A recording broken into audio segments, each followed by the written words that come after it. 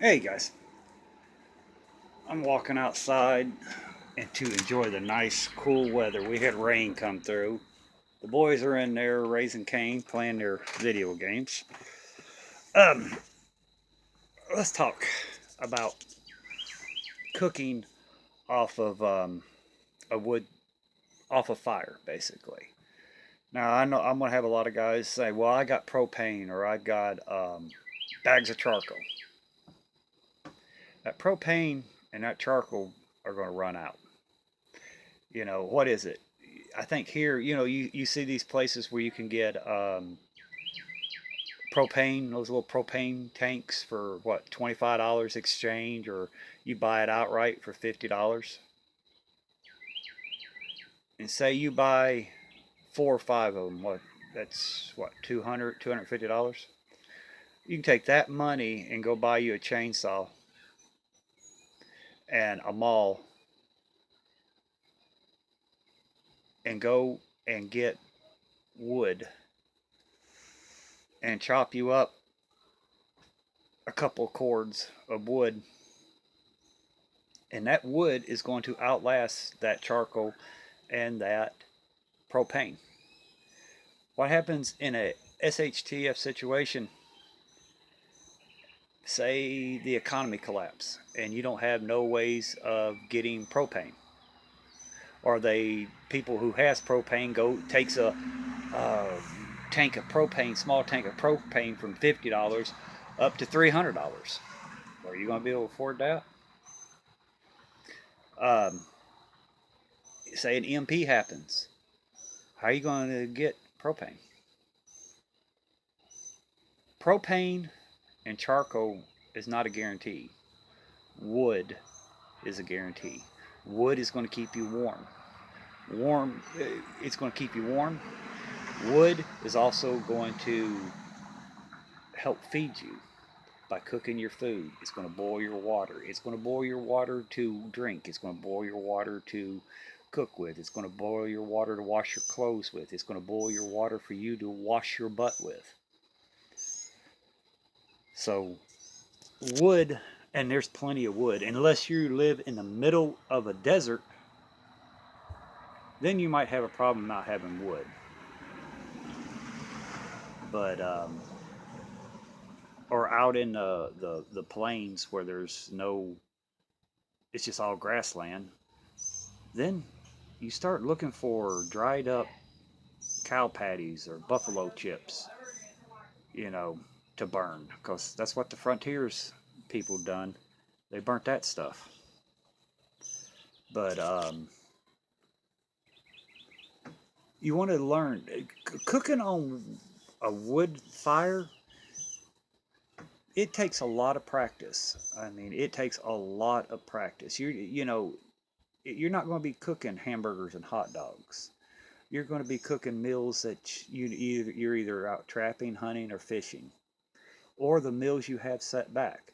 Now, a lot of us, if you're like me, I can't afford to go out and spend 60 or 70 or $80 on one of those buckets of freeze dried food. Can't afford that. I take what money I can and I go to the Dollar Tree or Walmart or somewhere like that and buy the food I know that I can set back and say, I go buy some brown rice or yellow rice, a bag of that, and I go out hunting. Say I get a couple of rabbits, come back, clean up the rabbits, skin them out, cook them. I'm gonna cook that rabbit. I'm gonna take all the meat off of it that I can, and then I'm going to fry it up. Then I can add this rice, that bag of rice. I can cook that bag of rice and add it with, after the rabbit's cooked. Instead of having it just separate, I can pour it in it and cook it and let it all cook together. And that's a total different meal you're going to have. But you're going to have to learn how to cook off a fire, because if you say you live in an apartment or a house and you move and the apartment or the house you had electric stove. And your new house or apartment, you move in there, it has gas. You're going to have to learn how to cook off gas stove because it's totally different than the electric. Now, gas and electric is totally different than learning how to cook off of a fire, because you're going to have to learn how to cook your food that's on a fire. Hold on just a minute. Sorry about that. They came running out. But what I was saying, it's going to be totally different because cooking on a fire, you got to learn how to judge the heat. You know, because sometimes if you're starting out, you might cook it and it looks real great on the outside, and you cut into it and it's raw and bloody in the middle. So it takes a lot of practice to get, how to cook on an open fire. Anybody can throw a hot dog and hamburger up there and cook it. That's no brainer. But I'm talking about, you know, cooking cooking on a fire. Like 2 years ago, we had some ice storms come through here, and we lost power.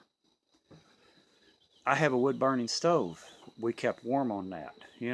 We could heat water, boil water for tea or coffee or something like that. But I've got my grill out here, and we went out there and I cooked oatmeal for them for breakfast. We cooked eggs out there. We cooked everything that we could on top of the stove. In here, I cooked out there on a grill. It takes a lot of getting used to, a lot of trial and error. And if I were you guys, where I got my old grill at, I was coming back from somewhere, and it was on the side of the road. There's an old propane grill. Stopped, picked it up, brought it home, ripped out all the guts and everything to it, and put a piece of metal on the bottom so it will, withstand more heat. And that's how I cook. It didn't cost me a dime. And okay, guys, bye. All right, bye, buddy. Going in there. But it takes a lot to judge, because you're going to have to learn how to control your fire that's in it. And some people might think that's simple. It's not. You got to know when to add, when to take away, when to move the fire around to get the heat from other places. And you want to get some good cast iron skillets. And you also want to get you some stainless steel pots with lids, so you can cook your stew, your dumplings and stuff like that on. You also want to get a Dutch oven. And a Dutch oven depends on the size of your family. If you have a big family, get the big ones. If it's medium-sized family, get the medium size. If it's just you and your spouse, just get the small one. But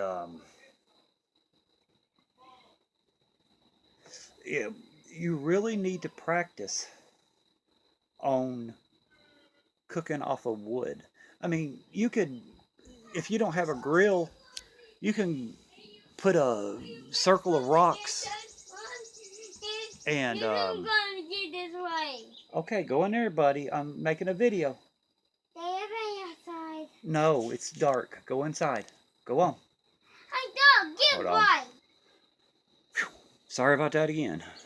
But you can get make a circle of rocks, and find you an old stove and take the rack out of the stove. If you don't have one, ask a friend or a neighbor. If they don't have one, you can go to one of these recycling centers, and they'll probably sell you the rack for $1 or $2. Learn how to cook off of that. using your pots and your pans. And practice makes perfect. And if something does happen, a buddy of mine had propane grill a couple years ago when we had that ice storm, and I was talking to him afterwards, and he said his valves that comes off his propane grill froze. They got some condensation or some water in there, and he had to take a some candles and enclose it so he could heat up the nozzles and valves that's coming off his grill so he could hook up his bottle of propane because to defrost them. I didn't have that problem. I walked out there with my dry wood and fired up the grill and started cooking. You know, that's something I'm trying to tell you guys. Sorry, it's getting dark. I'm gonna walk inside. Um, you want the best means possible to keep your family from freezing and starving to death. If we wouldn't have had that wood stove or that wood grill out there, there's no way we could have went anywhere, and we would have been in all sorts of trouble. Because I didn't have no propane. I didn't have anything like that. You know, propane, it gets expensive after a while. But wood, God, I got plenty of wood. That's no problem there. And like I said, you can get wood from anywhere you live at, unless you live in the middle of the desert or the grassland plains where there is not a lot of wood. Everywhere else, it's and 9 times out of 10, you don't have to buy the wood. There's people in the newspapers, on Craigslist, on other social medias, have trees down all the time telling you come and get free wood. Now, you know, it's a no-brainer in my book. Now, what I cook off of everything except pine and cedar. I use cedar sometimes for a wood, get my fire going. But the pine, I don't know if you ever use burnt fat wood and you see the black smoke coming off the rosin or the resin, whatever you want to call it. Those fumes, I was told, is not good for you to inhale or to cook off of because it gets in your food. It's a toxin. So don't cook off of pine or anything like that. I was told by an arborist, a tree expert, not to use pine for cooking because it has toxins in it, and if it gets into your system, it can make you sick. Now I know a lot of bushcrafters, they make like their spoons and stuff like that out of pine. I wouldn't do that because you're putting that pine into your food, stirring it or whatever, and those toxins are soaking into your food. So stay away from the pine. What I use a lot of people like hickory. I don't like the hickory flavor in my food. I like a lot of red oak and cherry. The cherry and the red oak gives it a sweet smell and a sweet flavor. So that's what I use to cook and to smoke with. And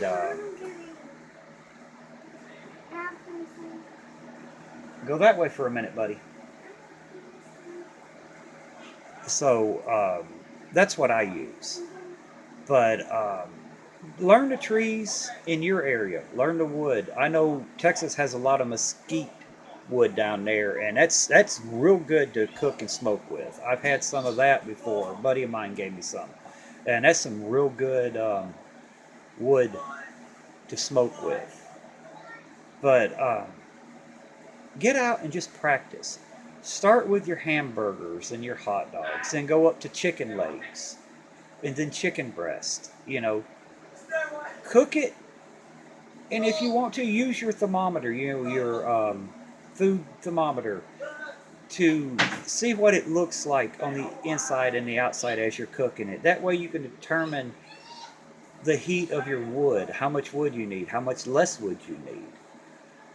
And, and then go from there. Then start learning to cook stews on there, pots of beans on there. You know, take stuff out of your cabinet and put it together, or take it out of your preps and put it together and see what you can cook on the grill, on the over the fire. Yeah, go tell Ricky to open it for you. And and just go from there. The more you practice cooking over fire, the easier and the better it will be for you if anything was to happen. Say you're in an area, you get an ice storm and you have no power, and that's the only way you can cook over wood. I mean, wood's going to save you money where you're not going out buying bags of charcoal or propane tanks for $50 at a pop. I mean, you can cut your own wood, and you can take that money you're saving to put back into your preps or to pay off bills. You have extra money.